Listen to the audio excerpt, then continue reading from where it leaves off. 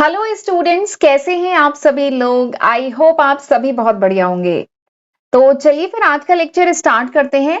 आज के लेक्चर में हम पढ़ने वाले हैं ऑपरेशन रिसर्च या कह लीजिए क्यूटी जो सब्जेक्ट है, क्वांटिटेटिव टेक्निक फॉर मैनेजर्स। ये जो सब्जेक्ट है इसका एक बहुत इंपॉर्टेंट टॉपिक है, दैट इज ट्रांसपोर्टेशन प्रॉब्लम। ठीक है, तो ये टॉपिक हम आज के लेक्चर में डिस्कस करने वाले हैं। आज के लेक्चर से हम ट्रांसपोर्टेशन प्रॉब्लम का ये जो चैप्टर है ये शुरू करने जा रहे हैं। ठीक है, इसमें हमें 5 मेथड पढ़ने हैं, तो मुझे लगता है एक एक मेथड पे एक एक लेक्चर हमारा लगेगा।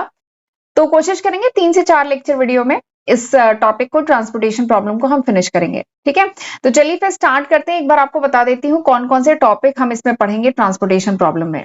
तो देखिए, सबसे पहले तो मैं आपको बताऊंगी what is transportation problem. Transportation problem क्या होती है, क्या ऑब्जेक्टिव है, क्या एप्लीकेशन है इसका। ठीक है, स्ट्रक्चर क्या है, general structure of transportation problem वो डिटेल में समझेंगे। ट्रांसपोर्टेशन टेबल कैसे बनती है, उसमें क्या क्या कंपोनेंट होते हैं वो समझेंगे। Balanced and unbalanced transportation problem समझेंगे। Transportation problem as an LPP model. जब पिछले लेक्चर में पिछला जो टॉपिक हमने ओआर का पढ़ा था that was LPP, linear programming problem पढ़ी थी। ठीक है, तो वहां पे मैंने आपको बताया था कि transportation problem is LPP. Transportation problem क्या है, ये एक तरीके का एलपीपी ही है, लीनियर प्रोग्रामिंग प्रॉब्लम है। ठीक है, तो वो कैसे है, देखिए लीनियर प्रोग्रामिंग प्रॉब्लम में क्या होता था, ऑब्जेक्टिव फंक्शन होता था, कंस्ट्रेंट्स होते थे ना। तो किस तरीके से आप ट्रांसपोर्टेशन प्रॉब्लम को लीनियर प्रोग्रामिंग मॉडल के फॉर्म में डिफाइन कर सकते हैं वो सब भी समझेंगे, क्वेश्चन करेंगे उस पर। ठीक है, कितने टाइप के सोल्यूशन होते हैं ट्रांसपोर्टेशन प्रॉब्लम के वो समझेंगे। सॉल्यूशन निकालने का प्रोसीजर क्या है वो भी समझेंगे एंड फिर उस पर क्वेश्चन भी करेंगे। ठीक है, क्योंकि एग्जाम में अगर स्टेप्स पूछ लिया तो मैं आपको स्टेप बाय स्टेप क्या प्रोसीजर फॉलो किया जाता है वो भी समझेंगे। एंड उसके बाद ये जो टाइप ऑफ सोल्यूशन है ना, तो मैं आपको बताऊंगी कि देयर आर, देखिए बेसिक जो है 2 टाइप के सोल्यूशन होते हैं। ठीक, एक होता है आपका बेसिक फिजिबल, ठीक है, basic feasible solution, initial basic feasible solution इसको कहा जाता है, वो होता है। और एक होता है optimal solution. Initial basic feasible solution निकालने के 3 मेथड्स होते हैं, north west corner rule, least cost method and Vogel approximation method. तीनों बहुत इजी मेथड है, बस आपको ध्यान से इस लेक्चर को अंत तक देखना है, तीनों मेथड समझ में आ जाएंगे। ठीक है, तो बेसिक जो इनिशियल बेसिक फिजिबल सोल्यूशन निकालने के ये 3 मेथड है। उसके बाद जो होता है ना, ऑप्टिमलिटी चेक की जाती है कि ये जो सोल्यूशन है ये ऑप्टिमल है कि नहीं, मतलब वो जो सोल्यूशन निकाला है वो बेस्ट सोल्यूशन है कि नहीं। तो उसके लिए 2 मेथड है, एक है मोडी मेथड और एक है स्टेपिंग स्टोन मेथड। ठीक है, तो उसके बाद हम ऑप्टिमलिटी के लिए ये 2 मेथड लगाते हैं। तो टोटल इस चैप्टर में आपको 5 मेथड डिटेल में पढ़ने हैं और बहुत सारे न्यूमेरिकल करने हैं, हर मेथड पे न्यूमेरिकल करेंगे। न्यूमेरिकल से ही समझ में आएगा एक्चुअली। ठीक है, मैं आपको स्टेप्स भी बताऊंगी पर लेकिन जब मैं आपको क्वेश्चन कराऊंगी ना तो आपको ज्यादा अच्छे से समझ में आएगा, तो क्वेश्चन करना तो मस्ट है। ठीक है, तो चलिए फिर स्टार्ट करते हैं हम आज का लेक्चर। आगे हम बात करते हैं, चलिए शुरू करते हैं।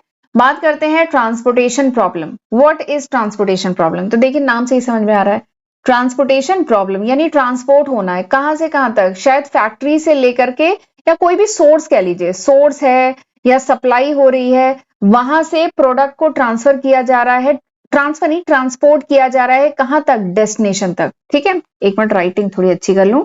ठीक है, कोई सोर्स है यानी वहां से सप्लाई हो रही है, सोर्स है, और वहां से सोर्स से प्रोडक्ट को ट्रांसफर किया जा रहा है, ट्रांसफर नहीं ट्रांसपोर्ट किया जा रहा है, कहां तक, डेस्टिनेशन तक।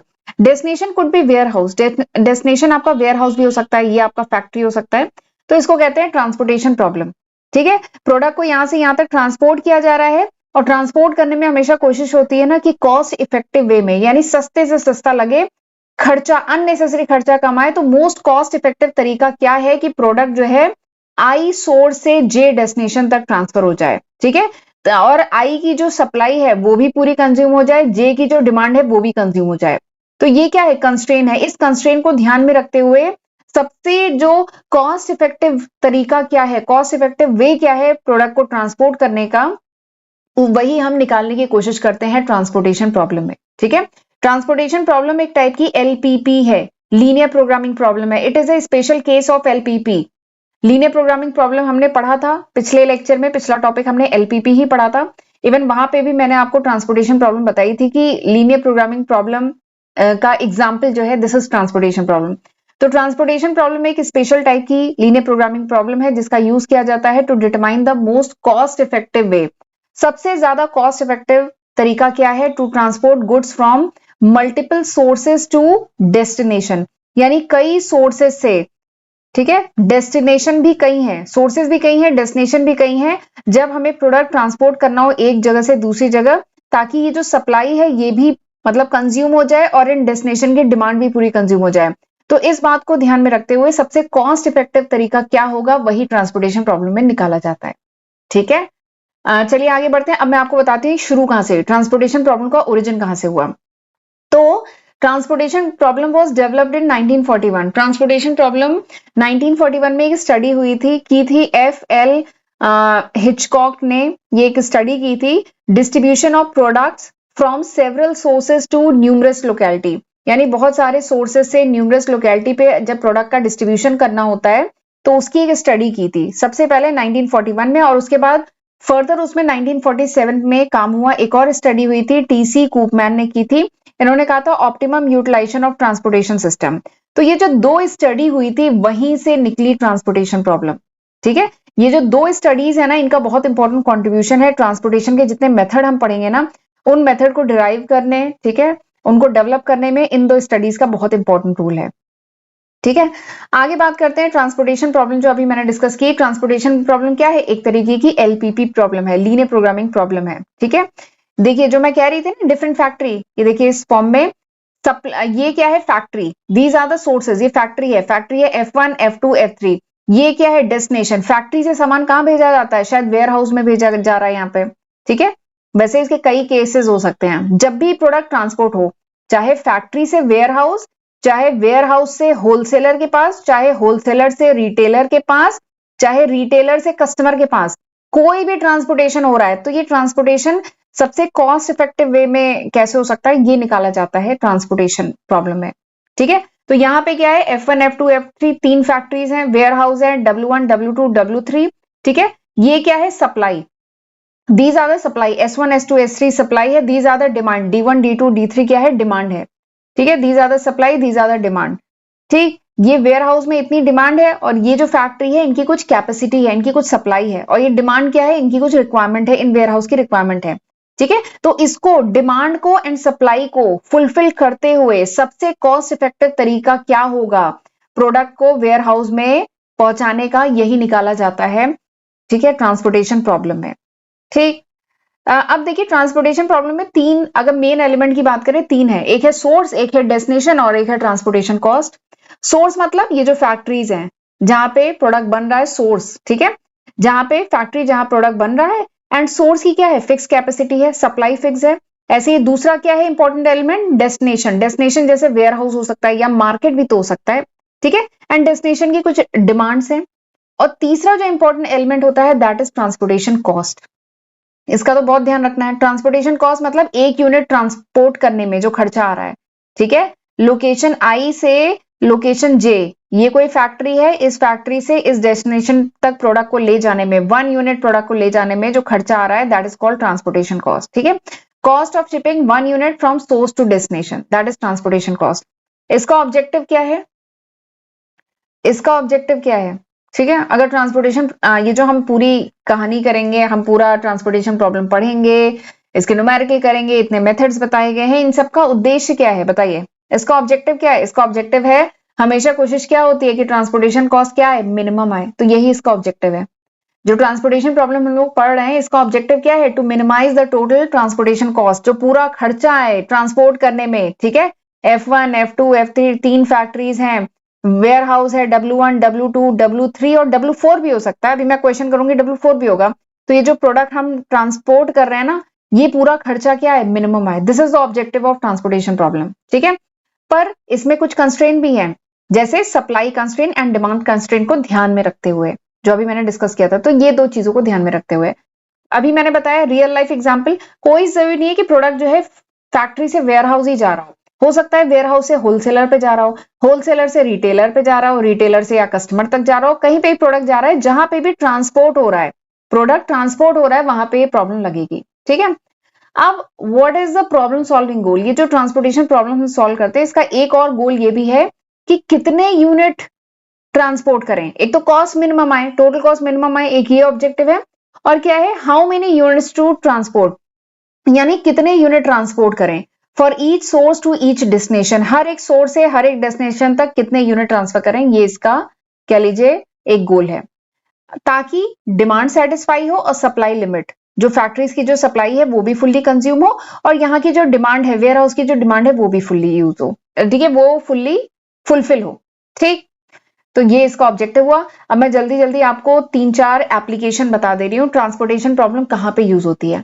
ठीक, सबसे पहला जो यूज है ट्रांसपोर्टेशन प्रॉब्लम का, यूज कह लीजिए चाहे एप्लीकेशन कह लीजिए, ये जो ट्रांसपोर्टेशन प्रॉब्लम है इससे आप किस टाइप की प्रॉब्लम या इंडस्ट्री में किस टाइप की प्रॉब्लम को सॉल्व किया जाता है ट्रांसपोर्टेशन मेथड से।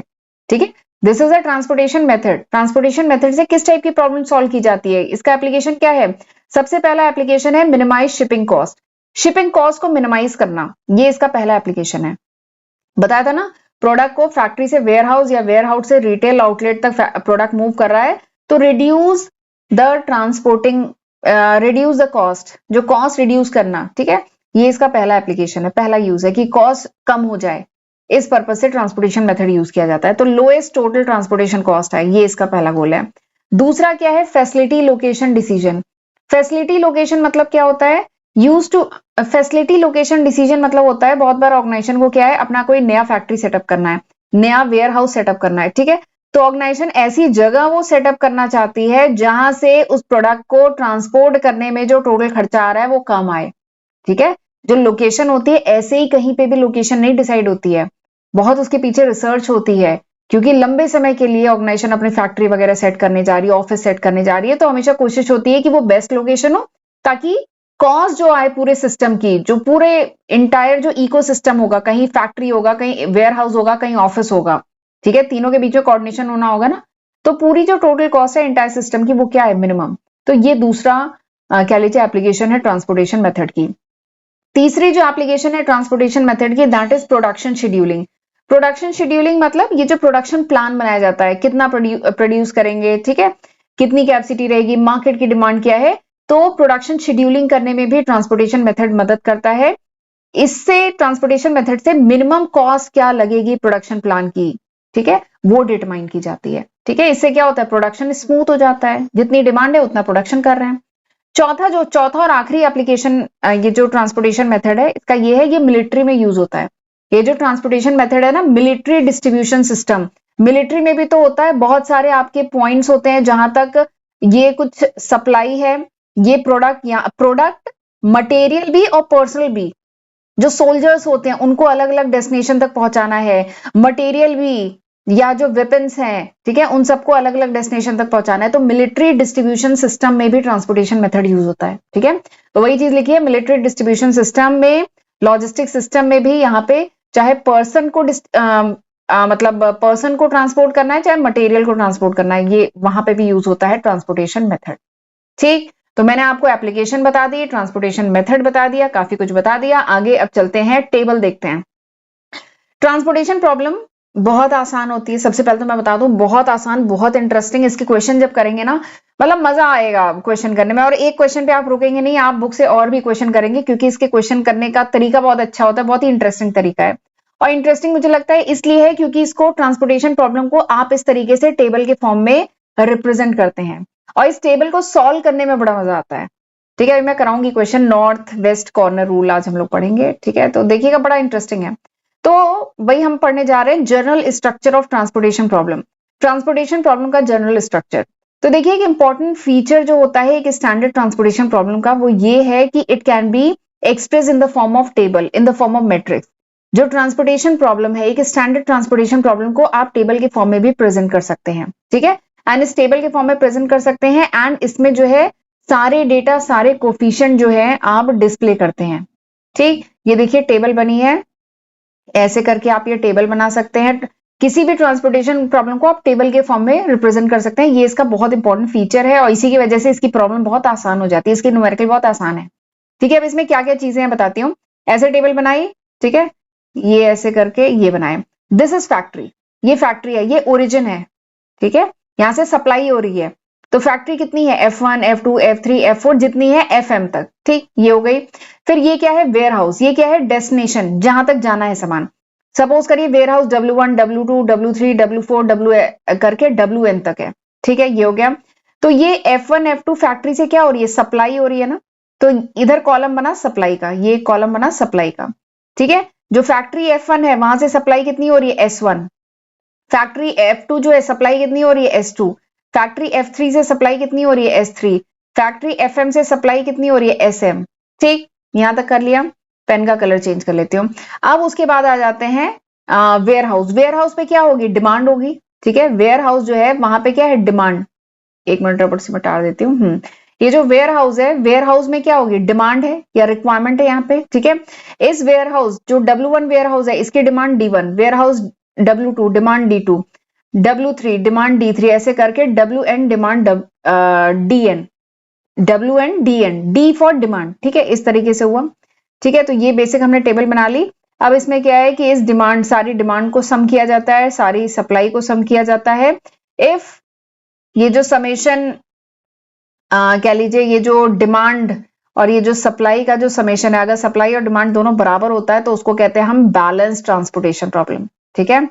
अभी खैर न्यूमेरिकल करूंगी तब आगे हम डिस्कस करेंगे। ये सप्लाई को सम किया जाता है, डिमांड को सम किया जाता है, अगर इसका सम दोनों बराबर आता है तो ये जो ट्रांसपोर्टेशन प्रॉब्लम है इसे कहते हैं बैलेंस, और अगर बराबर नहीं आता है तो उसे कहते हैं अनबैलेंस्ड आपका ट्रांसपोर्टेशन प्रॉब्लम है। और उस केस में एक रो या एक कॉलम एक्स्ट्रा ऐड होता है, वो डिपेंड करता है कि कौन सा ज्यादा है, सप्लाई ज्यादा है कि डिमांड ज्यादा है, तो वो अभी हम आगे देखेंगे, ठीक है। तो ये मैंने आपको बता दिया। अब हम आ जाते हैं इसके अंदर जो कंपोनेंट्स और यहाँ पे शो किए गए हैं, ठीक है। ये एक्स, अब देखिए मैट्रिक्स के फॉर्म में कहते हैं this is X11, X12, X13, X14, X14 ऐसे करके X1n तक, ठीक है। 11 का क्या मतलब है, 11 का मतलब है फर्स्ट रो फर्स्ट कॉलम। 12 का क्या मतलब है, फर्स्ट रो सेकंड कॉलम। 13 का क्या मतलब है, फर्स्ट रो थर्ड कॉलम, ठीक है। सबसे पहले तो X11 क्या रिप्रेजेंट कर रहा है, X11 रिप्रेजेंट कर रहा है नंबर ऑफ यूनिट, कितनी ट्रांसपोर्ट की जा रही है डेस्टिनेशन 1 से, सप्लाई फैक्ट्री 1 से, फैक्ट्री 1 से वेयर हाउस 1 तक। X11 क्या रिप्रेजेंट कर रहा है, X11 रिप्रेजेंट कर रहा है कितने नंबर ऑफ यूनिट जो है ट्रांसपोर्ट किए जा रहे हैं फैक्ट्री 1 से वेयर हाउस 1 तक। X12 क्या रिप्रेजेंट कर रहा है, कितने नंबर ऑफ यूनिट ट्रांसपोर्ट किए जा रहे हैं फैक्ट्री 1 से वेयर हाउस W2 तक। X31 क्या रिप्रेजेंट कर रहा है, कितने नंबर ऑफ यूनिट ट्रांसपोर्ट किए जा रहे हैं फैक्ट्री 3 से, F3 से वेयर हाउस W1 तक, ठीक है। तो ये जो है ना मैट्रिक्स तो आपने पढ़ा होगा, तो ये 1 1 यानी first row first column, this is second row first column, second row second column, ऐसे करके, ठीक है। दिस इज ये बहुत छोटा लिखा हुआ है, यहां पे आ जाते हैं XM, ये लिखा है XM1 लिखा है, ठीक है। तो यानी कितने नंबर ऑफ यूनिट ट्रांसपोर्ट किए जा रहे हैं फैक्ट्री FM से लेकर के वेयर हाउस 1 तक, ठीक है। तो इस तरीके से ये सारा चीज होता है, नंबर ऑफ यूनिट ऐसे, ये जो X1 X2 X11 X12 X13 ऐसे ये जो रिप्रेजेंट कर रहा है नंबर ऑफ यूनिट, ठीक है, कितने नंबर ऑफ यूनिट ट्रांसपोर्ट की जा रही है, ठीक। तो इस तरीके से रिप्रेजेंट करेंगे। क्वेश्चन में ये अननोन होता है, ये निकाला जाता है, ठीक है। अभी मैं खैर आएंगे क्वेश्चन पे तो बताऊंगी। अब इसके बाद ये देखिए यहाँ पे C भी लिखा है, C11 C12 C13 क्या है, तो C11 बेसिकली क्या होता है कि कॉस्ट पर यूनिट, एक यूनिट ट्रांसपोर्ट करने में फैक्ट्री F1 से वेयर हाउस 1 तक एक यूनिट ट्रांसपोर्ट करने में जो कॉस्ट आ रही है दैट इज C11। C12 क्या है, फैक्ट्री 1 से वेयर हाउस 2 तक ट्रांसपोर्ट करने में, एक यूनिट को ट्रांसपोर्ट करने में जो कॉस्ट आ रही है C12 है, ठीक है। 1 क्या है और 2 क्या है, 1 रिप्रेजेंट कर रहा है फैक्ट्री को, 2 वेयर हाउस को, ठीक है। तो वही है C11 12 13। 1 क्या है रो, 2 क्या है कॉलम, ठीक है। जैसे यहाँ पे C21 है यानी second row first column, C22 second row second column, C23 second row third column, ऐसे करके है, ठीक है। तो C क्या रिप्रेजेंट कर रहा है, कॉस्ट ऑफ ट्रांसपोर्टिंग, ठीक है। इसका एक सेकंड में स्क्रीन को थोड़ा सा क्लियर करती हूँ। CIJ क्या रिप्रेजेंट कर रहा है बताइए, CIJ क्या रिप्रेजेंट कर रहा है, CIJ और XIJ। CIJ क्या रिप्रेजेंट कर रहा है, CIJ रिप्रेजेंट कर रहा है the cost of transporting 1 unit from destination I to, destination नहीं, from source I to destination J, ठीक है। कॉस्ट ऑफ ट्रांसपोर्टिंग, C मतलब कॉस्ट ऑफ ट्रांसपोर्टिंग 1 यूनिट, एक यूनिट को ट्रांसपोर्ट करने का खर्चा I सोर्स से J डेस्टिनेशन तक, ठीक है। XIJ क्या रिप्रेजेंट कर रहा है, XIJ रिप्रेजेंट कर रहा है number of unit of transporting I source से J डेस्टिनेशन तक, ठीक है, कितने नंबर ऑफ यूनिट ट्रांसपोर्ट की जा रही है, ठीक है। तो इस तरीके से ये ट्रांसपोर्टेशन टेबल जो है ये है, ये इसका स्टैंडर्ड फॉर्म है। अभी हम क्वेश्चन करेंगे तो और अच्छे समझ में आएगा। अब इसकी एक्सप्लेनेशन यही जो मैंने अभी आपके साथ डिस्कस की यही लिखा है। रोज में क्या रिप्रेजेंट कर रहे हैं? फैक्ट्री, ओरिजिन, ठीक है, S1 S2 SM तक। कॉलम में वेयर हाउस या कह लीजिए डेस्टिनेशन होगा, D1 D2 D3। ये CIJ क्या है? कॉस्ट मैट्रिक्स है, ठीक है। CIJ क्या है? Cost of transporting 1 unit. आप ये नोट्स एक बार खुद से भी पढ़िएगा। CIJ क्या है? Cost of transporting 1 unit from factory I to warehouse J। XIJ क्या है? ये डिसीजन वेरिएबल है, नंबर ऑफ यूनिट है बेसिकली। क्वांटिटी, कितनी यूनिट कितनी क्वांटिटी ट्रांसपोर्ट करेंगे फैक्ट्री आई से वेयर हाउस जे तक, और ये अननोन होता है, वो फाइंड आउट करना होता है, ठीक है। कुछ कंस्ट्रेन भी है। कंस्ट्रेन क्या है? कंस्ट्रेन क्या है बताइए? XIJ कंस्ट्रेन क्या है? This is XIJ summation J equals to 1 से लेके N, this is equals to SI, ठीक है। इसका मतलब क्या है? टोटल जो गुड शिप किए जा रहे हैं factory, from the factory is equals to supply. यानी ये जो सप्लाई है ना, एक सेकंड मैं थोड़ा स्क्रीन क्लियर करती हूं, ठीक है। यानी इसमें दो कंस्ट्रेंट क्या है? This plus this, X11 12 13 14 15 X, ठीक है। यानी नंबर ऑफ यूनिट जो ट्रांसपोर्ट की जाती है this is equals to S1 होना चाहिए, क्योंकि सप्लाई जितनी होगी उतना ही ट्रांसपोर्ट किया जाएगा ना, ठीक है। X21 22 X21 plus X22 plus X23 plus X24 this should be equals to S2, ठीक है। ये एक, तो ये पहला कंस्ट्रेंट है। अगला कंस्ट्रेंट क्या है? अगला कंस्ट्रेंट है कि X11 X21 X31 X41 this is equals to D1 होना चाहिए। फिर ऐसे अगला इन सबका सम क्या होना चाहिए? D2 होना चाहिए। तो ये दो कंस्ट्रेंट है, ये देखिए यही चीज यहाँ पे लिखी है, ठीक है। एक सप्लाई कंस्ट्रेंट, देखिए एक है सप्लाई कंस्ट्रेंट, एक है सप्लाई कंस्ट्रेंट, एक है डिमांड कंस्ट्रेंट। मतलब टोटल गुड जो शिप किए जा रहे हैं फ्रॉम अ फैक्ट्री, ये इक्वल्स टू होनी चाहिए सप्लाई। टोटल गुड जो फैक्ट्री से सप्लाई किए जा रहे हैं, ट्रांसपोर्ट किए जा रहे हैं फैक्ट्री से, वो सप्लाई के बराबर होना चाहिए, ठीक है। और डिमांड कंस्ट्रेंट क्या है? कि टोटल गुड जो रिसीव होने हैं, total goods vertically warehouse हम रिप्रेजेंट कर रहे हैं ना, तो वर्टिकली ये जो टोटल गुड रिसीव होने हैं वेयर हाउस में, this is equals to demand. तो ये दो कंस्ट्रेंट है, ठीक। अभी मैंने बताया था ना कि ये क्या बोलते हैं, आपका जो ट्रांसपोर्टेशन प्रॉब्लम है this is an LPP, linear programming problem है।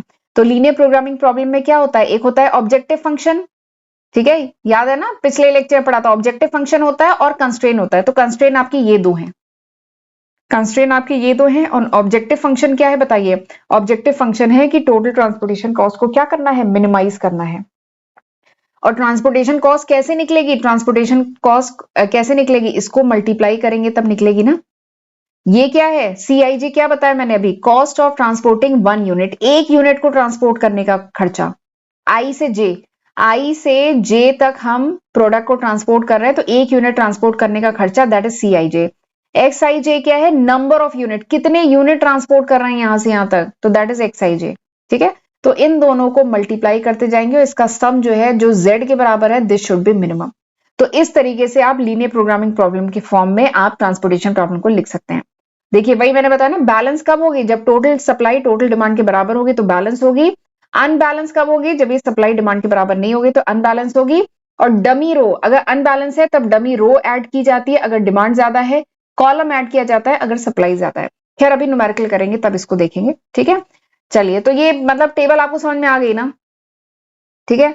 तो यानी ट्रांसपोर्टेशन प्रॉब्लम को हम एक मैट्रिक्स के फॉर्म में, स्ट्रक्चर के फॉर्म में शो कर सकते हैं, जिसमें हम कॉस्ट, सप्लाई, डिमांड सब शो करते हैं।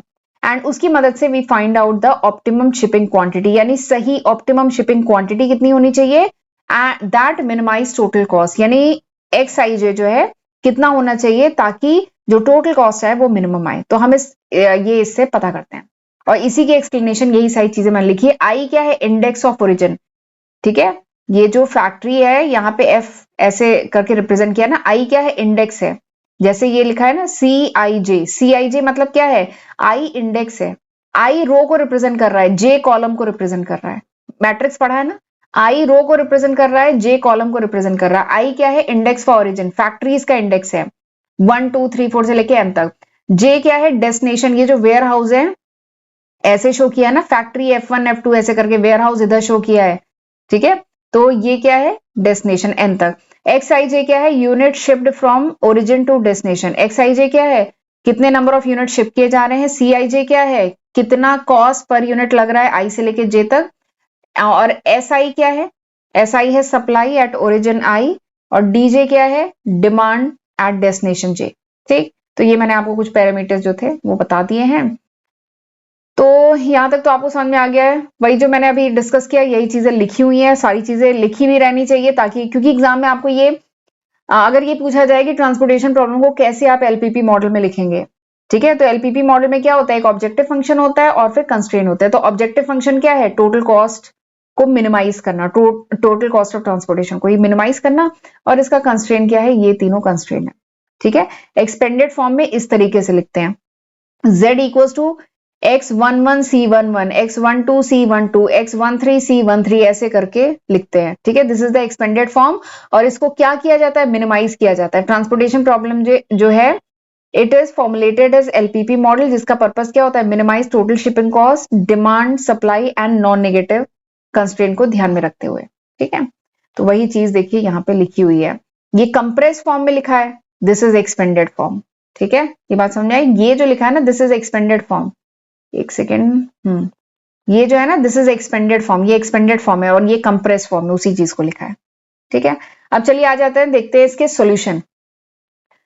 ये जो ट्रांसपोर्टेशन प्रॉब्लम है, इसके सॉल्यूशन कितने होते हैं? तो देखिए, इसके जो सॉल्यूशन है ना, बेसिक 2 ही टाइप के सॉल्यूशन होते हैं, पर कुछ बुक में 3 टाइप के सॉल्यूशन भी दिए हैं। ठीक है, तो मैं एक स्टैंडर्ड बुक से मैंने ये बनाया है, तो वहां पे 3 टाइप के दिए हैं, बट आप 2 टाइप के भी लिख सकते हैं। ठीक है, जो 2 टाइप के होते हैं वो होते हैं इनिशियल बेसिक फिजिबल सोल्यूशन, और एक होता है ऑप्टिमल सोल्यूशन। 2 टाइप के सोल्यूशन होते हैं, इनिशियल बेसिक फिजिबल सोल्यूशन, और ये निकालने के 3 मेथड होते हैं, और इसके लिए 2 मेथड होते हैं। ठीक है, तो यही 5 मेथड हमें इस चैप्टर में पढ़ने हैं। ठीक है, जो कुछ बुकों में तीसरा जो मेथड बताया गया है वो कुछ नहीं, ये देखिए क्या है, इनिशियल बेसिक फिजिबल सोल्यूशन। तो जहां पे 3 मेथड बता दिए गए हैं ना, एक सेकेंड में मैं 3 की जगह यहाँ रुक जाइए एक मिनट, जहां पे 3 मेथड बताए गए ना, तो पहला मेथड बता दिया गया है फिजिबल सॉल्यूशन, फिर दूसरा है इनिशियल बेसिक फिजिबल सॉल्यूशन, और अगला है ऑप्टिमल सॉल्यूशन। ऑप्टिमल सॉल्यूशन तो सही है, तो बस कह लीजिए फिजिबल सॉल्यूशन में कुछ कंडीशन है, और इनिशियल बेसिक फिजिबल सॉल्यूशन में और कंडीशन बढ़ गई है, और यहाँ पे उससे भी ज्यादा कंडीशन बढ़ गई है। तो ये बस चीज है। ठीक है, तो बेसिक बताएं, पूछें कि कितने टाइप के सॉल्यूशन होते हैं, तो चलिए यहाँ पे 3 टाइप के हैं, इस बुक में 3 टाइप के सॉल्यूशन बताए गए हैं। तो पहला सॉल्यूशन क्या होता है? Feasible solution. ठीक है, पहला टाइप का सॉल्यूशन क्या है? फिजिबल है। आप 2 भी लिख सकते हैं, 2 लिखेंगे तो ये और ये लिखेंगे, 3 टाइप के भी लिख सकते हैं, 3 टाइप में। तो देखिए, फिजिबल सॉल्यूशन क्या होता है? किसी भी सॉल्यूशन को फिजिबल कब कहेंगे? अगर जितनी भी XIJ की वैल्यू निकल के आई है, मतलब नंबर ऑफ यूनिट जो ट्रांसपोर्ट किया जा रहा है, if it is greater than equals to 0, ठीक है, प्लस जो supply constraint and demand constraint अगर फुलफिल होता है, ठीक है, तब उसको कहते हैं feasible solution. And feasible solution कब एग्जिस्ट करता है? जब सप्लाई और डिमांड क्या हो, total demand equals to total supply हो, तो फिजिबल सॉल्यूशन होता है। ठीक, अब ये जो फिजिबल सॉल्यूशन है, it is a valid solution, लेकिन ये आपको मिनिमम कॉस्ट नहीं बताता है। फिजिबल सॉल्यूशन आपकी मिनिमम कॉस्ट नहीं बता रहा है, मिनिमम कॉस्ट के लिए हमें ऑप्टिमल सॉल्यूशन चाहिए होता है। ठीक है, तो पहला हो गया फिजिबल सॉल्यूशन। अगला जो है इनिशियल बेसिक फिजिबल सॉल्यूशन कहते हैं, इनिशियल बेसिक फिजिबल सॉल्यूशन। अगर टाइप ऑफ सॉल्यूशन पूछे ना तो 2 ही बताइएगा, एक है इनिशियल बेसिक फिजिबल सॉल्यूशन और एक है optimal solution. Initial basic feasible solution के लिए जो अभी पुरानी जो कंडीशन थी, ये तो फुलफिल होनी चाहिए। ठीक है, मतलब XIJ जो हो, number of unit should be greater than equals to 0, दोनों कंस्ट्रेंट भी फुलफिल होने चाहिए। ठीक है, इसके बाद एक और चीज है, ये इंपॉर्टेंट है कि feasible solution with N allocation of m plus n minus 1 number of variable is called basic feasible solution. मतलब नंबर ऑफ ऑक्युपाइड सेल, अभी मैं आपको टेबल पे जब ये टेबल बना के क्वेश्चन अभी हम सॉल्व करेंगे, तो नंबर ऑफ ऑक्युपाइड सेल मतलब जिसमें हम नंबर लिखेंगे, जो ऑक्युपाइड सेल हो, जो जब हम पूरी टेबल बनाएंगे तो कुछ ही सेल ऑक्युपाइड होंगे, सारे सेल ऑक्युपाइड नहीं होंगे। ठीक है, तो number of occupied cell should be equals to m plus n minus 1। ठीक, अगर ये कंडीशन फुलफिल करता है तो आप जो सोल्यूशन होता है उसको हम कहते हैं इनिशियल बेसिक फिजिबल सोल्यूशन। ये बात समझ में आई? तो इनिशियल बेसिक फिजिबल सोल्यूशन के लिए आपको क्या क्या कंडीशन फुलफिल होनी चाहिए? सबसे पहले तो x should be greater than equals to 0 होना चाहिए, ये सप्लाई और डिमांड का कंस्ट्रेंट फुलफिल होना चाहिए, और क्या होना चाहिए, नंबर ऑफ ऑक्युपाइड सेल जो हो, यानी नंबर ऑफ एलोकेशन, इसको दूसरे शब्दों में कह सकते हैं। ठीक है, इसको दूसरे शब्दों में क्या कह सकते हैं, नंबर ऑफ एलोकेशन, मतलब नंबर ऑफ ऑक्युपाइड सेल जो है this should be equals to m plus n minus 1। ठीक, अब इसमें m क्या है, m is the number of row, n क्या है, नंबर ऑफ कॉलम। ठीक है, m क्या है, नंबर ऑफ रो यानी फैक्ट्री f1 f2 f3। ठीक है, n क्या है, नंबर ऑफ कॉलम यानी warehouse w1 w2 w3, वो आप काउंट करेंगे, उसमें से 1 माइनस करेंगे, अगर वो नंबर ऑफ एलोकेशन के बराबर आता है तो मतलब आपका जो सोल्यूशन आया वो इनिशियल बेसिक फिजिबल सोल्यूशन। ठीक है, and it is an initial solution, ये पहला इनिशियल सोल्यूशन है, मतलब इनिशियल स्टेज पे ये सोल्यूशन आया है। अभी आपको ऑप्टिमल सोल्यूशन फाइंड आउट करना है। तो इनिशियल सोल्यूशन जो आता है ना, उससे आपका एक मिनिमम कॉस्ट निकल के आती है। ठीक है, हम ट्रांसपोर्टेशन जो प्रॉब्लम सॉल्व करेंगे अभी, हमारा पर्पस क्या है, to find out the minimum transportation cost, जो ट्रांसपोर्टेशन कॉस्ट है वो मिनिमम हो। ठीक है, तो इनिशियल बेसिक फिजिबल सोल्यूशन से हम ट्रांसपोर्टेशन कॉस्ट निकालेंगे। ठीक है, वो कुछ निकल के आएगा, बट ये जो इनिशियल बेसिक फिजिबल सोल्यूशन जो निकालते हैं, इसके 3 मेथड हम यूज करेंगे, north west corner rule, least cost method, ठीक है, एंड वोगेल अप्रोक्सीमेशन मेथड, ये 3 मेथड से हम निकालेंगे। बट इससे जो सोल्यूशन आएगा ना, कोई जरूरी नहीं है कि it is an optimal solution. Optimal मतलब बेस्ट सोल्यूशन यही हो, इसके अलावा दूसरा कोई सोल्यूशन होना ये कोई जरूरी नहीं है। इसीलिए इसके आगे फिर हम निकालते हैं ऑप्टिमल सोल्यूशन यानी बेस्ट सोल्यूशन, इससे कम कॉस्ट रिड्यूस ही नहीं हो सकती। ये बात समझ में आई, ये बहुत काम की बात है। जो हम इनिशियल बेसिक फिजिबल सोल्यूशन निकालते हैं वो केवल एक इनिशियल सोल्यूशन है, यानी इनिशियली यही आया है। ठीक है, और फिर it is use as a starting point to find the optimal solution. Optimal यानी बेस्ट सोल्यूशन फाइंड आउट करने का ये केवल एक स्टार्टिंग पॉइंट है। ठीक है, फिर उसके बाद ऑप्टिमल सोल्यूशन निकाला जाता है। ऑप्टिमल सोल्यूशन मतलब बेस्ट सोल्यूशन, इससे ज्यादा कम कॉस्ट नहीं हो सकती। जैसे आपने यहां से निकाला तो कुछ कॉस्ट निकल के आई, जैसे आपने इनिशियल बेसिक फिजिबल सोल्यूशन निकाला तो 1000 रुपए की कॉस्ट निकल के आई। ठीक है, तो दिस इज मिनिमम कॉस्ट। ठीक है, बट ऐसा नहीं है कि इससे ज्यादा कम और कॉस्ट नहीं हो सकती। तो वो कैसे पता चलेगा, वो जब हम निकालेंगे ऑप्टिमल सोल्यूशन। तो ऑप्टिमल सोल्यूशन में शायद निकल के आ जाए कि 900 रुपए आए, तो यानी सबसे कम जो कॉस्ट है ट्रांसपोर्टेशन कॉस्ट वो 900 रुपए। तो ऑप्टिमल सोल्यूशन मतलब होता है मिनिमम टोटल ट्रांसपोर्टेशन कॉस्ट, यानी ये सबसे मिनिमम कॉस्ट है, इससे कम नहीं हो सकती। बेस्ट पॉसिबल सोल्यूशन बताता है, अब इससे ज्यादा कॉस्ट रिडक्शन पॉसिबल नहीं है। ठीक है, तो उसको कहते हैं ऑप्टिमल सोल्यूशन। इसके 2 मेथड होते हैं, मोडी method and stepping stone method, पढ़ना है हमें। ठीक है, तो 3 टाइप के यहाँ पे जैसे है, 3 टाइप के या 2 टाइप के कह लीजिए सोल्यूशन होते हैं। 2 टाइप के बताएंगे तो ये दोनों बताएगा, 3 टाइप के बताएंगे तो ये बताएगा, और अगर 2 टाइप के बताएंगे तो जब आप इसकी कंडीशन बताएंगे तो उसमें इसकी कंडीशन भी इंक्लूडेड होगी पहले वाली की।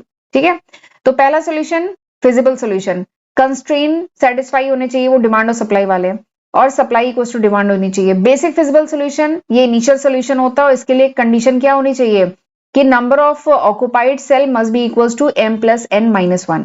और ऑप्टिमल सोल्यूशन का मतलब होता है मिनिमम कॉस्ट सोल्यूशन होता है, इसके आगे फर्दर इंप्रूवमेंट नहीं हो सकता, इसके आगे और फर्दर कॉस्ट रिड्यूस नहीं हो सकती। ठीक है, अब अच्छा, अब एक और चीज होती है, 2 केसेस होते हैं, एक होता है नॉन डीजेनरेट सोल्यूशन और एक होता है डीजेनरेट सोल्यूशन। ये क्या होता है देख लेते हैं। देखिए, नॉन डीजेनरेट सोल्यूशन, जब आप इनिशियल बेसिक फिजिबल सोल्यूशन निकालेंगे ना, उसके बाद आपको ये भी चेक करना होगा कि जो सोल्यूशन आया है वो नॉन डीजेनरेट है कि डीजेनरेट सोल्यूशन है। तो वही है, अगर number of occupied cell is equals to m plus n minus 1 है तो इसका मतलब सोल्यूशन हमारा क्या है, नॉन डीजेनरेट है। मतलब इस प्रॉब्लम को यू कैन सॉल्व कंप्लीटली, इस प्रॉब्लम को आप कंप्लीटली सॉल्व कर सकते हैं। ठीक है, इसको कहते हैं नॉन डीजेनरेट सोल्यूशन। जब इनिशियल बेसिक फिजिबल सोल्यूशन निकालेंगे उसके बाद आपको ये भी चेक करना होगा, number of occupied cell is equals to m plus n minus 1। अगर ये आया इसका मतलब आप इस प्रॉब्लम को कंप्लीटली सॉल्व कर सकते हैं। और डीजेनरेट सोल्यूशन क्या है कि अगर ये बराबर ना आए, ऑक्युपाइड सेल कम आए m प्लस n माइनस 1 से, तो हम कहते हैं डीजेनरेट सोल्यूशन। क्वेश्चन में पूछा जाता है ये डीजेनरेट है कि नॉन डीजेनरेट है। ठीक है, तो इस तरीके से चलिए एक क्वेश्चन करें, पहला क्वेश्चन। ठीक है, इसके बाद हम नॉर्थ वेस्ट कॉर्नर रूल पढ़ेंगे और उसके बाद पहले मेथड से पहला मेथड है हमारा नॉर्थ वेस्ट कॉर्नर रूल। ठीक है, वो पढ़ेंगे और उसके बाद करेंगे पहला क्वेश्चन। दूसरा क्वेश्चन करेंगे, ये पहला क्वेश्चन है। ये क्वेश्चन ना ये भी मैंने इंक्लूड किया इसमें क्योंकि इस टाइप का ही पूछा जा सकता है, क्योंकि मैंने बताया कि ट्रांसपोर्टेशन प्रॉब्लम क्या है, this is an LPP, linear programming problem है। तो आपको ये ट्रांसपोर्टेशन प्रॉब्लम है, टेबल के फॉर्म में लिखी है, आपको इसको लीनियर प्रोग्रामिंग प्रॉब्लम LPP के फॉर्म में एक्सप्रेस करना है। This is the question. ये क्वेश्चन समझ में आया। Express the following transportation problem. ये जो ट्रांसपोर्टेशन प्रॉब्लम क्वेश्चन में दी है इसको एलपीपी, लीनियर प्रोग्रामिंग प्रॉब्लम के फॉर्म में शो करिए। ठीक है, तो याद आ रहा है लीनियर प्रोग्रामिंग प्रॉब्लम में हमने क्या क्या होता था, एक होता था ऑब्जेक्टिव फंक्शन और क्या होता था कंस्ट्रेन होते थे। कंस्ट्रेन 2 हो सकते थे, 3 हो सकते थे, जितने हो। ठीक है, तो चलिए करना शुरू करते हैं। सबसे पहले इस क्वेश्चन को समझते हैं। ये फैक्ट्री है, ठीक है, ये सप्लाई है, F1 F2 F3 3 फैक्ट्री है, 4 वेयर हाउस है, W1 W2 W3 W4। Supply क्या है, फैक्ट्री F1 की सप्लाई है 11, F2 की 13, F3 की 19। ठीक है, वेयर हाउस की डिमांड कितनी है, 6 10 12 15। ठीक, और ये सब पता है क्या दिया है, दीज आर द कॉस्ट।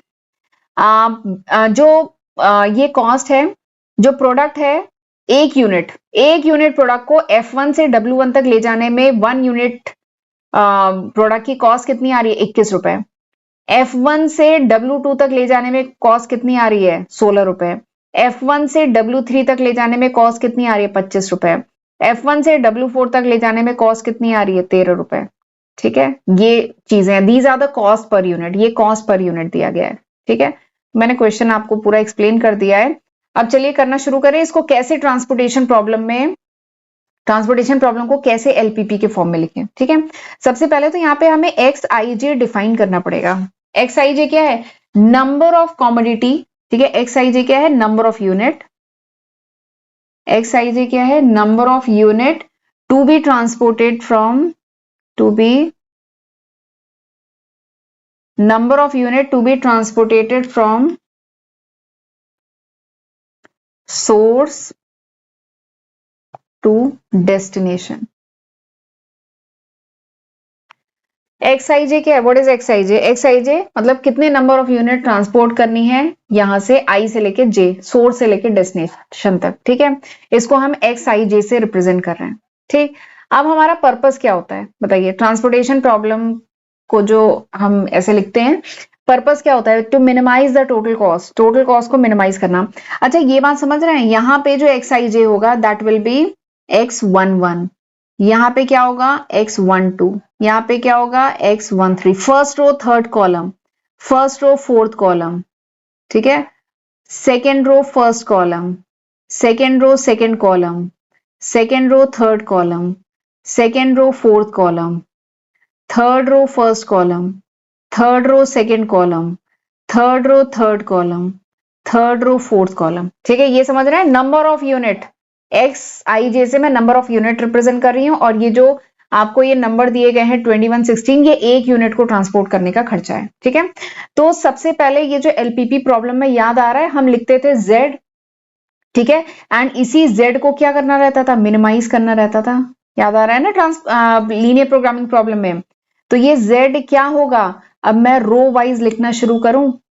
ठीक है, Z क्या है, X11, मैं 21 लिखती हूँ, रुकिए एक सेकेंड। अब बताइए कॉस्ट कैसे निकलेगी, कॉस्ट कैसे निकलेगी। ठीक है, अगर मैं इस रो की कॉस्ट निकालूं, इसकी कॉस्ट कैसे निकलेगी, एक यूनिट को ट्रांसपोर्ट करने का खर्चा है 21, कितने नंबर ऑफ यूनिट है X11, एक यूनिट को ट्रांसपोर्ट करने का खर्चा है 16, नंबर ऑफ यूनिट क्या है X12, एक यूनिट को ट्रांसपोर्ट करने का खर्चा है 25, नंबर ऑफ यूनिट क्या है A13, एक यूनिट को ट्रांसपोर्ट करने का खर्चा है 13, नंबर ऑफ यूनिट क्या है X14। ठीक है, ये निकाल लिया हमने पहली रो। ऐसी दूसरी रो निकालें, 17X2, 17 क्या है, एक यूनिट को ट्रांसपोर्ट करने का खर्चा F2 से W1 तक, वो क्या है X21। ठीक है, plus 18X22 plus 14X23 plus 23X24 plus 32X31 plus 27X क्या है 32 प्लस 18, थोड़ी राइटिंग खराब बन रही है इसीलिए मैं बोल भी रही हूँ, X33 ना, X33 सेकेंड, फिर उसके बाद प्लस 41X34। ठीक है, बस ये जो इक्वेशन निकल गया इसी को मिनिमाइज करना होता है। तो ये आपका बन गया क्या, ऑब्जेक्टिव फंक्शन। ये आपका क्या बन गया, this is the objective function, ये आपका हो गया ऑब्जेक्टिव फंक्शन। ठीक, तो इस तरीके से ऑब्जेक्टिव फंक्शन बन गया। क्या लीनियर प्रोग्रामिंग प्रॉब्लम के फॉर्म में हमने एक्सप्रेस कर लिया, बताइए क्या कर लिया? नहीं, अभी बच रही है कुछ चीजें। क्या बच रही है? एलपीपी में हमने ऑब्जेक्टिव फंक्शन तो लिख लिया, अब हमें कंस्ट्रेन भी तो लिखने होते हैं। याद आ रहा है कंस्ट्रेन? ठीक है, तो कंस्ट्रेन क्या है? डिमांड एंड सप्लाई का कंस्ट्रेन है। क्या है? This plus this plus this plus this equals to क्या होना चाहिए? 11। This plus this plus this plus this equals to क्या होने चाहिए? 13। तो यही कंस्ट्रेन है।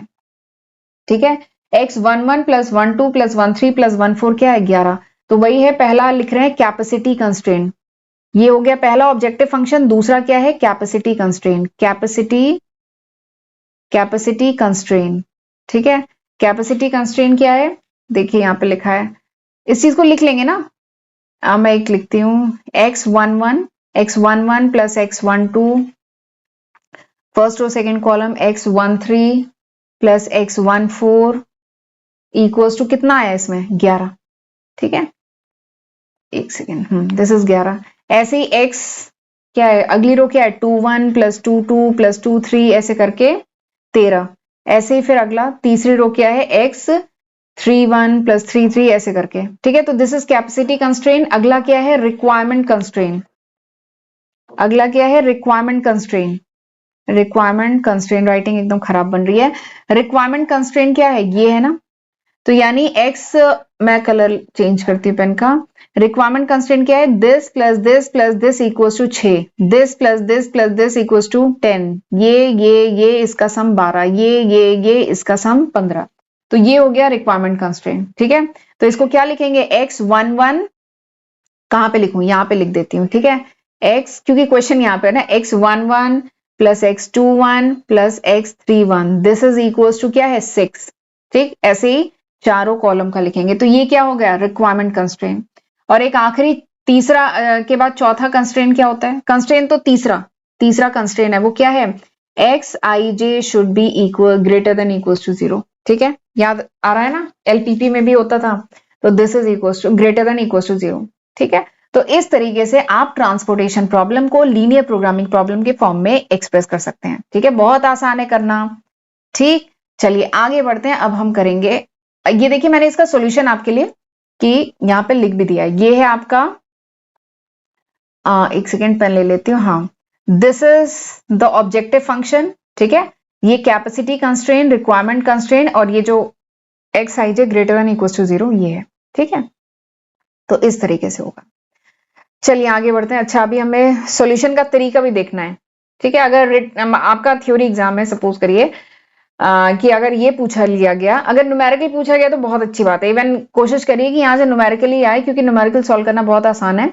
अगर थ्योरेटिकली आपसे कुछ थ्योरी के क्वेश्चन आ गए, इस टॉपिक से पूछा गया कि सॉल्यूशन फाइंड आउट करने का प्रोसीजर क्या है, ट्रांसपोर्टेशन प्रॉब्लम का जब सोल्यूशन फाइंड आउट करते हैं तो उसका प्रोसीजर क्या है, ये क्वेश्चन पूछ लिया गया। तो मैं आपको स्टेप बाय स्टेप बताने जा रही हूँ। सबसे पहला जो स्टेप होता है that is to define the objective function. देखिए बेसिक तो हम इसमें ट्रांसपोर्टेशन प्रॉब्लम को सॉल्व करना होता है। बेसिक होता है कि सबसे पहले initial basic feasible solution find out किया जाता है, उसके बाद इसकी ऑप्टिमलिटी चेक होती है। ठीक है, ऑप्टिमल है सॉल्यूशन तो बहुत अच्छी बात है, नहीं है तो वापस फिर से प्रोसेस किया जाता है स्टेप बाय स्टेप। ठीक है, तो ये तरीका होता है। अब क्या स्टेप फॉलो किए जाते हैं वो बता रही हूँ। सबसे पहला स्टेप होता है ट्रांसपोर्टेशन प्रॉब्लम को सॉल्व करने का कि ऑब्जेक्टिव फंक्शन डिफाइन किया जाता है। ठीक है, जो भी टोटल ट्रांसपोर्टेशन कॉस्ट जो मिनिमाइज करनी है, सप्लाई कंस्ट्रेंट क्या है, डिमांड कंस्ट्रेंट क्या है, वो सब डिफाइन किया जाता है। ठीक है, अब एक बात है, अगर क्वेश्चन में आपको ट्रांसपोर्टेशन प्रॉब्लम पहले, ट्रांसपोर्टेशन टेबल, जो अभी टेबल हमने देखी थी ना, टेबल पहले से बना के दी गई है तो बहुत बढ़िया, आपका आधा काम हो चुका है, कोई दिक्कत नहीं है, तब बहुत जल्दी कर लेंगे। बट अगर नहीं दी है तो पहले आप ये डिफाइन करेंगे ऑब्जेक्टिव फंक्शन और उसके बाद आप टेबल बनाएंगे, फॉर्म करेंगे ट्रांसपोर्टेशन टेबल को। यहाँ पे फैक्ट्री F1, F2, F3, यहाँ पे ware house W1, W2, W3। ठीक है, this is supply, this is demand, ऐसे करके बनाएंगे। ठीक है, इसमें आपका समझ आएगा। बट जनरली जो होता है टेबल बना के दी जाती है। ठीक है, तो अगर नहीं दी है तो स्टेप 2 है, आप ये डेस्टिनेशन, सोर्स, ये और इसमें कॉस्ट, सप्लाई, डिमांड सब कुछ फिल करेंगे। ठीक है, अगला जो तीसरा स्टेप होता है, आप इनिशियल बेसिक फिजिबल सॉल्यूशन जो है वो फाइंड आउट करेंगे। उसके लिए 3 मेथड है हमारे पास, नॉर्थ वेस्ट कॉर्नर रूल जो आज हम पढ़ेंगे, लीस्ट कॉस्ट मेथड जो हम अगले लेक्चर में पढ़ेंगे, एंड वोगल अप्रोक्सीमेशन मेथड। तो 3 मेथड है हमारे पास, हम उनसे initial basic feasible solution find out करेंगे। उसके बाद अगला स्टेप क्या होता है, हम चेक करते हैं फिजिबिलिटी। मतलब डीजनरेसी जो नहीं, नॉन डीजनरेट सॉल्यूशन है कि डीजनरेट है वो चेक की जाती है, फिजिबिलिटी चेक की जाती है। ठीक है, तो नंबर ऑफ ऑक्युपाइड सेल अगर m + n-1 के बराबर है तो यानी नॉन डीजनरेट सॉल्यूशन है। ठीक है, तो वही देखिए ऑक्युपाइड सेल, अनऑक्युपाइड सेल का क्या मतलब होता है ये मैंने लिखा है। ठीक है, तो वो हो गया। उसके बाद हम करते हैं ऑप्टिमलिटी चेक। ठीक है, नॉन डीजनरेट सॉल्यूशन है, उसके बाद हम ऑप्टिमलिटी चेक करते हैं। उसके लिए दो मेथड है, तो उसमें क्या होता है ना, अपॉर्चुनिटी कॉस्ट निकाला जाता है। वैसे तो जब मैं आपको MODI method and stepping stone method पढ़ाऊंगी तब वहां पे डिटेल में पढ़ेंगे।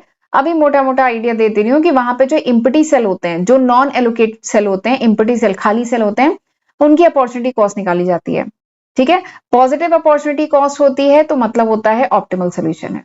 ठीक है, जो वैल्यू निकाली जाती है अगर पॉजिटिव है ग्रेटर देन इक्वल टू 0 तो ऑप्टिमल, नहीं तो नॉन ऑप्टिमल।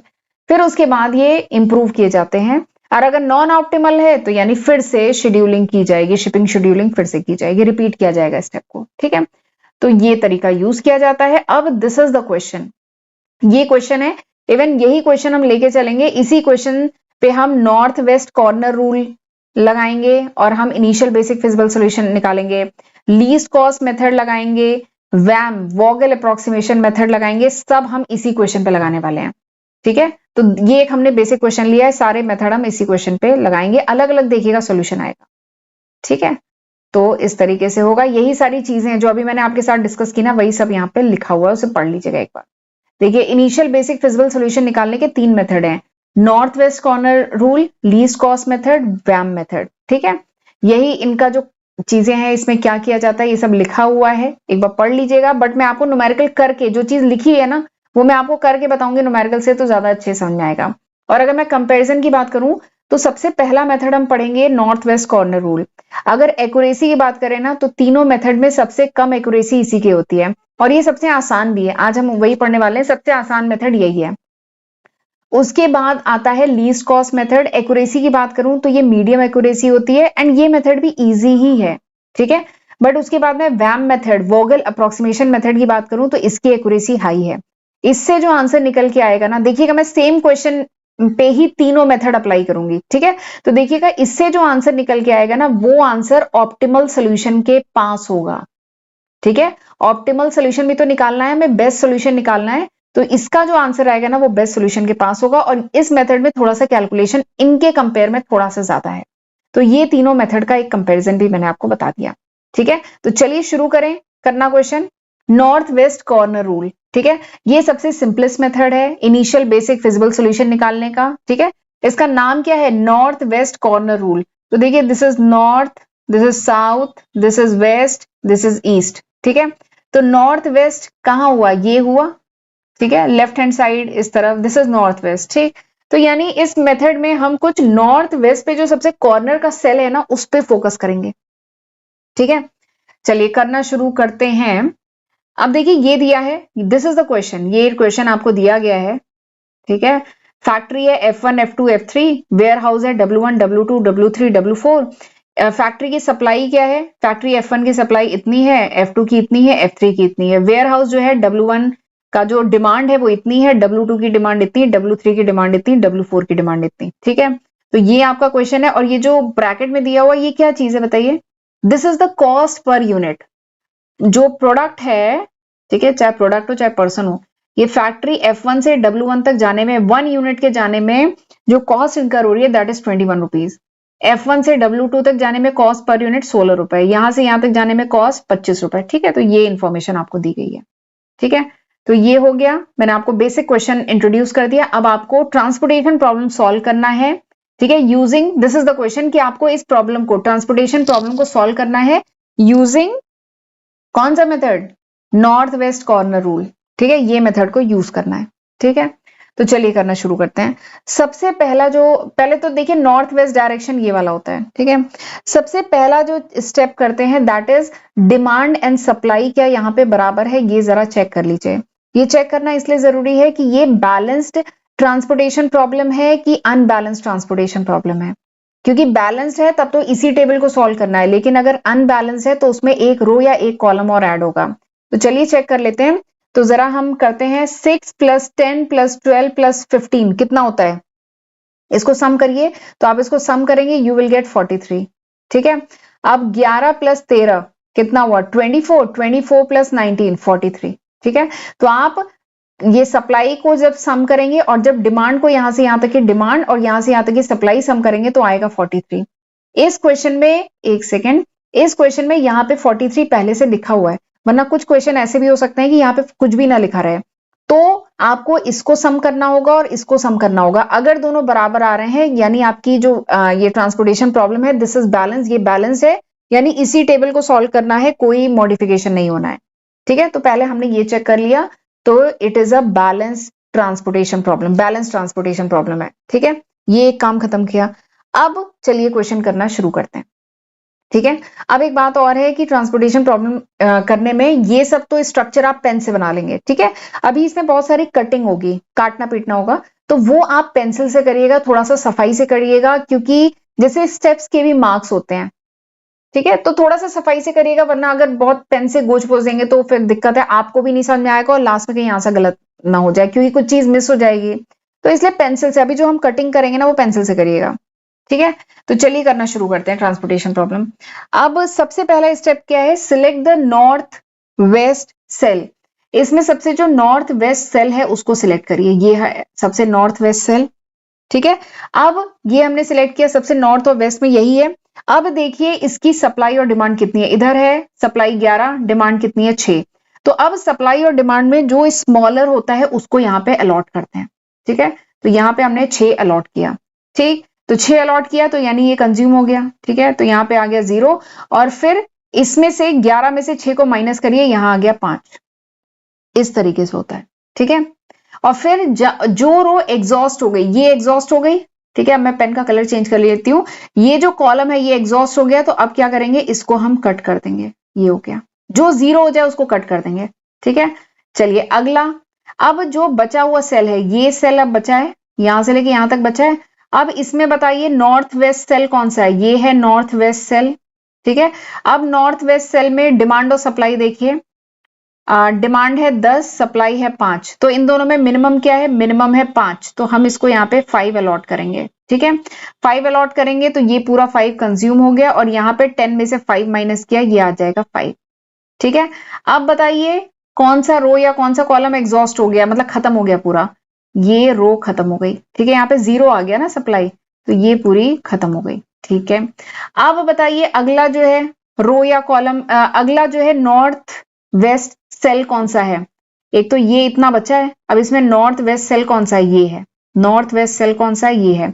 अब इसमें नॉर्थ वेस्ट सेल ये है, अब इसमें क्या करेंगे, डिमांड सप्लाई देखेंगे। ठीक है, यहाँ पे 13 है, यहाँ पे 5 है, मिनिमम क्या है? मिनिमम है 5, तो यहाँ पे पुट करेंगे 5। ठीक है, ये हो जाएगा पूरा खत्म एग्जॉस्ट, और इसमें से 13 में से 5 गया 8, ये आ जाएगा 8। यहां तक समझ में आ रहा है? बहुत सिंपल है, धीमे धीमे करिएगा, बहुत हड़बड़ाइएगा नहीं। हमने क्या करना है, नॉर्थ वेस्ट। ठीक है, नॉर्थ वेस्ट इस तरफ का, नॉर्थ वेस्ट इस डायरेक्शन का सेल चूज करना है, फिर डिमांड सप्लाई को देखना है, जो मिनिमम हो उसे अलॉट करना है, और बाकी से डिमांड सप्लाई में से उतना माइनस कर देना। तो यहाँ पे आ गया 5। ठीक है, अब हमने ये माइनस कर चुके थे। ठीक है, ये आ गया 0। ठीक है, यहाँ पे 0 आ गया, और इसमें से ये माइनस किया 5, तो ये आ गया 8। ठीक है, अब बताइए कौन सा एग्जॉस्ट हो गया है? कौन सा एग्जॉस्ट हो गया? ये जो कॉलम है ये खत्म हो गया है। ठीक है, अब अगला स्टेप क्या है? अगला स्टेप कौन सा सेल बचा? इतना बचा। अब इसमें से नॉर्थ वेस्ट सेल क्या है? ये बचा। इसका डिमांड सप्लाई देखिए, इधर 8 इधर 12, तो यहाँ पे क्या अलॉट करेंगे? 8। ठीक है, और ये हो जाएगा 0, और इसमें 12 में से 8 गया, यहाँ बचा 4।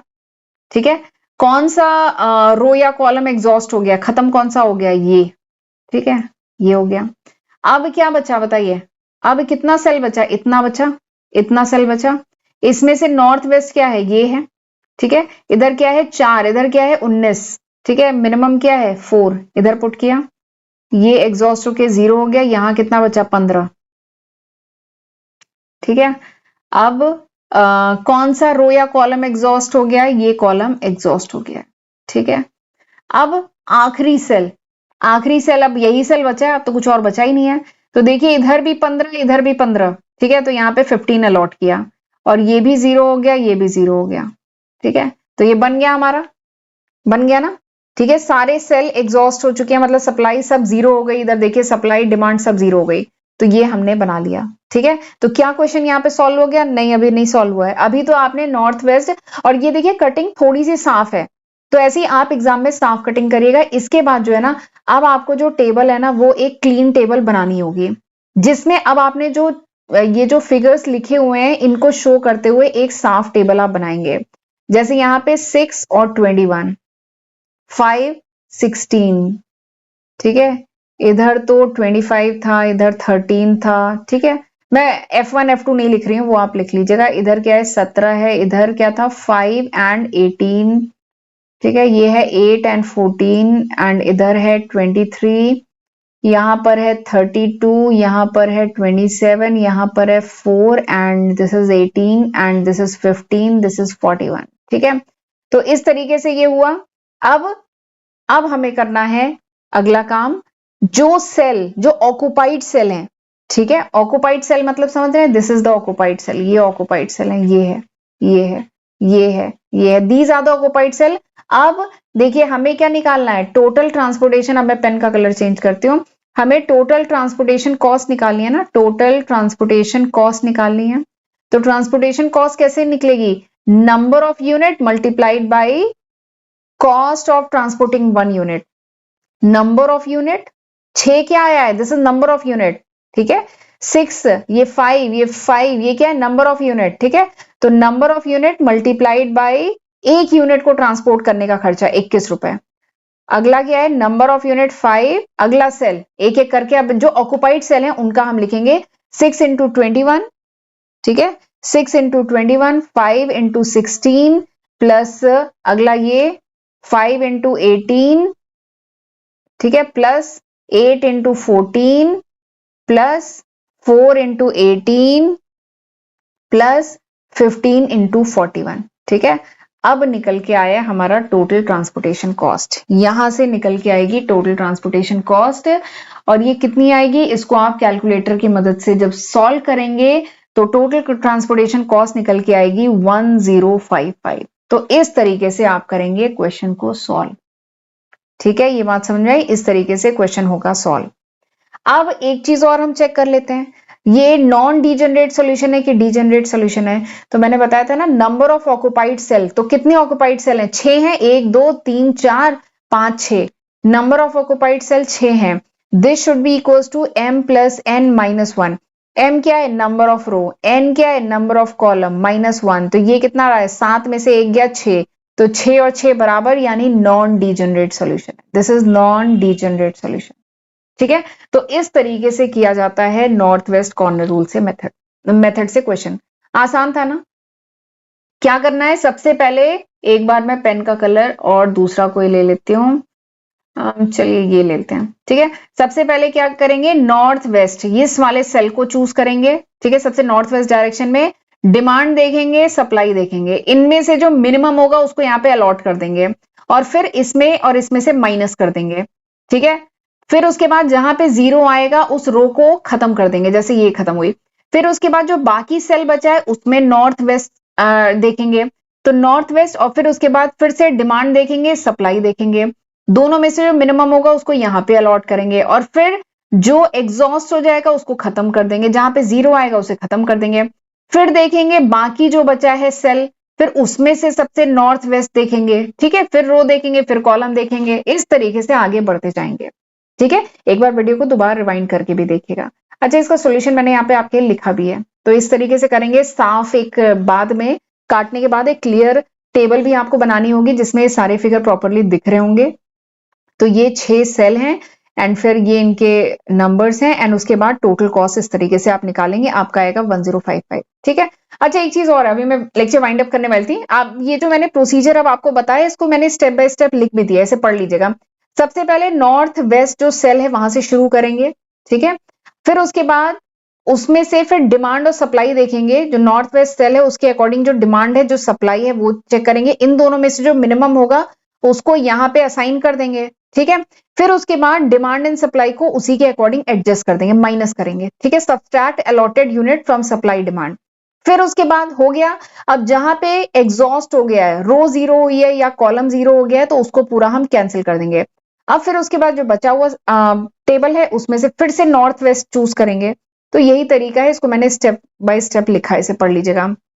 Handle equal case, both supply and demand जब तक पूरा जीरो नहीं हो जाता तब तक ऐसे आगे बढ़ते जाएंगे, रिपीट करेंगे इस प्रोसेस को, ठीक है। तो इस तरीके से होगा ये क्वेश्चन। अब मैं इसका थोड़ा सा आपको एक और चीज बता देती हूँ। इस मेथड का फायदा क्या है? इस मेथड का फायदा एक तो बहुत इजी है। इजी था ना, कितना आसान था, कैलकुलेशन वगैरह ज्यादा नहीं थी, कोई कॉम्प्लेक्स कैलकुलेशन नहीं है, बहुत इजी है।